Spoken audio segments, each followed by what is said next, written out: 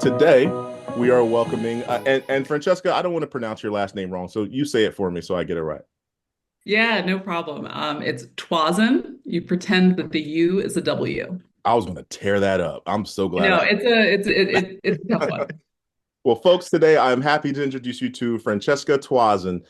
She is a quantitative development biologist turned writer, speaker, and nonprofit founder. In 2023, she founded Science And, a nonprofit to retain and advance more STEM professionals from historically excluded groups in discovery research. Francesca believes that the next big breakthroughs are going to come from diverse and authentic voices. I agree. To that end, after getting her PhD in cell and molecular biology from the University of Pennsylvania, Francesca combined her scientific expertise with her background in art and advocacy to start Science And. Science And teaches the essential but untaught skills that underrepresented scientists need to thrive. With over a decade of experience advocating for diversity, equity, and inclusion and belonging in STEM, Francesca is impact oriented and leads with compassion and pragmatism. I probably said that wrong. Learn more about her vision for building a more inclusive and innovative world by following Science And on LinkedIn and Instagram at scienceand.org. And with that, we will pass it over to Francesca. Cool. Awesome. Well, thanks for that intro. Yeah, I'm Francesca. And the QR code that you see on your screen, that'll take you to a link tree that can take you to our website and then also to the profiles that Zach mentioned on LinkedIn and Instagram for myself and for Science and as Zach mentioned, our mission is really to retain and advance more scientists from underrepresented or historically excluded groups in discovery research and in leadership positions. We're really focused on empowering diverse voices and keeping those voices authentic. That's why, that's what drives discovery is authentic different perspectives. And so we teach the untaught skills that scientists need to thrive. And that is really how we envision building both a more inclusive but also more innovative world for everyone. And our focus really is on the advanced degree part of the STEM pipeline. So I think when we hear about diversity in STEM, a lot of people are probably more aware of initiatives or organizations that focus on the K through 12 or college preparedness part of workforce development. And those are absolutely necessary and very important. At the same time, there's this bottleneck that happens when scientists are at their PhD or master's level of education. These advanced degrees are absolutely necessary to get to those leadership and decision maker positions. The people who decide what science gets done, how much it gets funded, and these are also the access points for those higher salaries to really make differences in families and communities' lives. And so these earlier stages really focus on being exposed to STEM, having access to STEM, being prepared for different education environments. But at these other stages, later in the pipeline, the needs are totally different. These scientists know science, they're scientists. Instead, they need something different. They need to feel like they belong, they need to be able to be themselves, and they need to learn how to persevere and continue through their careers. So this is really where Science And is focusing. There's a huge gap in support here where we're losing really talented individuals. And so we're trying to pave the way to how we can plug up this hole. And the audience that we focus on is really anyone who has struggled to feel like they belong in science for any reason. We have kept this intentionally broad, so it may include people of color, women, LGBTQIA folks, people from low-income backgrounds, visa holders, first-gen college grads, people with disabilities or chronic illnesses or mental health challenges, and neurodivergent people, and any others or combinations of those. And the reason why we keep this, the reason kind of behind this mission and why we're focusing on this group of our beneficiaries, it did start really with my own experience. So I am a scientist. I have a PhD in cell and molecular biology. I spent over 10 years at my microscope there doing my zebrafish research. And I loved science. But I really found this environment challenging and I did not feel prepared for it. And the professional support that was available, even though it was still pretty limited, couldn't really hold all of the different aspects of myself. So I'm a woman in science. I'm also from a mixed ethnic background, American. And I've struggled with both mental and physical health challenges that had me on short-term disability over the past like 20 years. And so I got really burnt out. And I think my experience encapsulates something that is common for scientists from underrepresented backgrounds, that we get to these advanced degree positions, but you're really faced with burnout, isolation, and imposter syndrome that can cause you to leave. It's not about your preparedness as a scientist, but it's kind of the other aspects of your career. So when I was starting Science and, I didn't want to just base it off of my own experience. And as a scientist, I love to collect data.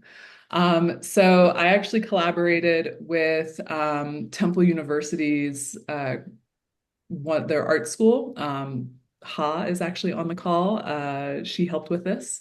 But we did an online survey around this idea of belonging in science, and what current and former PhDs needed as support. And this survey had national reach, which was really incredible. We had about 200 scientists participate. And the most impactful research from this was that scientists at this phase, they actually need communication skills. That's the pathway to feeling like they belong. And so our different scientists, the survey participants ranked all of these creative skills as being incredibly useful to their training. Over 90% of them want these skills. So as scientists, we're not taught how to share our data with others. And that leads to each individual kind of reinventing the wheel and wasting a lot of time and energy. When you're facing other barriers, it can just get really exhausting. So this is where Science and steps in. We take these skills that are really rooted in the visual, written, and performance arts, and we teach them to scientists. So we make these untaught skills accessible and efficient. So we make and deliver workshops. This is me at the Society for Melanoma Research, their annual conference. And we have a workshop on graphic design for scientists and also on how to build belonging, both in yourself and in others. And next year, we're set to build the writing workshop and laying the foundation really for our performance workshop. And from our pilot programs, it is really exciting to share that we can make a huge impact with our beneficiaries. So after just a 1-hour workshop, they all report feeling more confident, more resilient, more connected, and optimistic. So all of those feelings that really play into feeling like you belong somewhere and that you can persist. We can impact that in a 1 hour workshop on communication skills, which is really exciting. And then the other part of this is it's not just about feeling good. It's also about teaching tangible skills. So we're educating our beneficiaries and teaching them core career competencies that are effective and they feel they need. We're also actually building empathy and awareness in our audiences of how to better support others. And there's also a strong interest in audiences wanting to attend more science and workshops. So again, this is from our initial, 18 months of programming, but we seem to be having a really strong, and we are having a really strong impact with our beneficiaries, which is exciting. And then Science and isn't only impacting our scientists. We also partner with creatives, creative experts to build these workshops that translate skills from the arts for scientists. So it's another way that we're impacting our community and kind of bridging different disciplines together. So here on the left is our graphic design team from Temple. They are actually all LGBTQ identifying, so we're able to partner with them. And then for our writing workshop, we'll actually be partnering with two Philadelphia female poets. So the resources that Science and is redistributing are going both to the scientists and to the creative experts. So there's a lot of potential to kind of amplify our impact. And where we're at now, as I mentioned, Science and is still pretty young. So we've served about 200 scientists to date. We've been able to triple the number that we've reached in the past year. And these are from across the US and even in Europe, Latin America, and Australia. So we're gaining a lot of traction, and there's really nothing else that is in this space offering this service. So we're able to make an impact. And then financially too, I wanted to share that, we're making these workshops both to impact our audiences, but also as a fee for service. That's part of the model with Science and is to be able to generate our own revenue to become really financially sustainable. So in the past year, we've not only increased our philanthropic donations, but we've been able to get some local grants and then are building traction really as a business to generate revenue. And the 5-year plan, so in 2028, my goal is to have it be 50-50. So 50% from fee for service and 50% from from philanthropy. And last, just to kind of bounce off of that to share that are really building this business. That we're building a strong paying customer base. So our current customers include the University of Pennsylvania, also 2 cancer institutes, even Veterans Affairs Research Institute, and then 2 national societies. And we have over 90% rebooking rate. So I think that's the model going forward, is that we'll be able to build relationships with these customers and then continue that on. So I guess in my final couple minutes, to again share this QR code to our to different links to both donate or contact or learn more about Science. And here's my email if you're interested in making a connection. And I know that we have a great network here. So here are just some of the things that Science and is looking for right now. We have a strong relationship with our beneficiaries, a strong relationship with our paying academic customers. But I'm also looking to make connections in kind of the corporate pharma space. Our skills are really professional and leadership development oriented. And so we're looking to break in there to be able to expand the types of customers that we can reach and help with employee recruitment, onboarding, and retention and advancement in their careers. We're also looking for support in nonprofit specific marketing and fundraising, and then also in admin and grants research. And then finally, of course, it's giving season. So if anyone felt called to donate, there's going to be a donate link in at the QR code. And this year's giving, what we're raising money for is to give no-cost workshops to a few mission-aligned groups. So to specifically support Black women and LGBTQ STEM organizations. And these are also great because they help us get referrals. We'll also be publishing our belonging in science research, and then hopefully be able to offset any costs for, there's some academic institutions that may be facing reduced federal funding in the next year or two, depending on how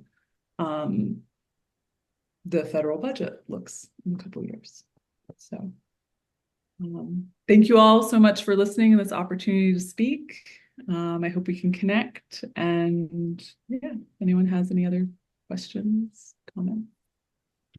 Awesome. Awesome. Thank you so much, Francesca, for that lovely presentation. You know me, I'm a visual guy. I'm liking the graphics on the screen right now. You got the science and moving around. That's all thanks to Temple. That's all thanks to graphic well design. done. TU. Those are my owls right there. Folks, we have about a little under 10 minutes for questions, so we can make sure we get to the floor is yours. So, Francesca, you can stop sharing your screen now. And of course, if anyone has any questions, feel free to jump in and ask or put a hand up, whatever works. And we are going to kind of keep it to a little under 10 minutes so we can make sure everyone can go around the room and mention, do a little bit of an elevator pitch. But yeah, any questions from anyone? That's great. Go for I it, had a Paul. quick question, Francesca, about the reaction you get from the organizations that you work in. I'm sure you have a great impact on the individuals that participate in the workshops and things, but I'm guessing it triggers a lot of thoughts and a lot of ideas on the part of the organizations that you work with. I'm kind of wondering how some of those conversations kind of cascade and snowball from when you make an impact. Yeah, I think that's been really interesting to see. A lot of these organizations know that they need to support their trainees, and they want to. They genuinely want to, but they actually don't know how. They don't know what this population needs. If you think of the people who are in leadership positions at these institutions, they've made it through the pipeline.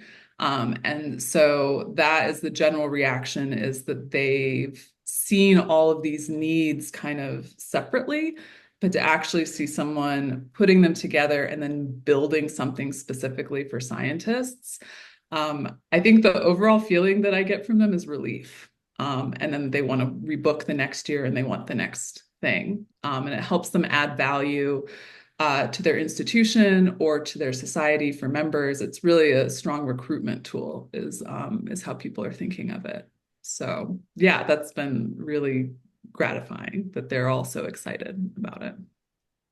Just to kind of piggyback off of that, and great question, Paul. Is it it's the organization that has hired these individuals that is, quote unquote, I guess, sponsoring them to go through the Science and program? Yes, and it's right now it's a one-off workshop. And once I have kind of our full suite of workshops, then I'm hoping to build that like onboarding program that would be over a year. You meet quarterly and you go through it. But yes, so it is kind of a different model of who's paying for our services and then who is directly benefiting from them. Got you. And I don't know if anyone else has a question. I do have another one. Um, is there any service that Science and provides that's more geared towards those hiring companies in terms of things that they can do to permanently within house provide a better scenario for their diverse scientists? Yes, that is somewhere, I think that is a long-term goal for Hmm. Science and is to build um,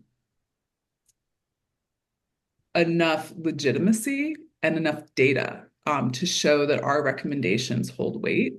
Um, Science and is really meant as how can um, how can companies affect their employees or their trainees tomorrow? It's meant to complement kind of those more systemic changes that do require a lot more leadership buy-in and budgetary commitments.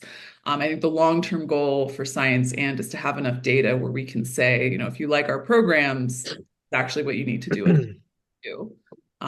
That's a long-term goal for us. Cool. Cool. Kevin and I have a client who I think would be a good conversation for you. So Yeah. we'll make sure to chat about that Mhm. offline for sure. Any other questions for Francesca? I don't see any hands going up. I don't have a question, but I just want to say great job, Francesca. Yeah. Not surprised at all how great your presentation was. Very well done, very organized. And I've had the pleasure of knowing her for a few months already, and she's awesome. So highly recommend you connect with her. And thanks so much. Appreciate it.